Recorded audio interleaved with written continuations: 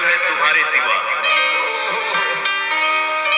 मुझे आशा और भरोसा विश्वास है कि 14 तारीख को हमारे भोजपुरिया जहान परिवार संसार उस गाने को देखोगे तो उस भाई को दिल से दुआ दोगे। जियो रे बेटा, जियो रे भाई, जियो रे दोस्त। टाइटल है, याद रखिएगा, 14 तारीख को आ रहा है मेरा गाना टी सीरीज कंपनी से, तुम्हारे सिवा। तुम्हारे सिवा।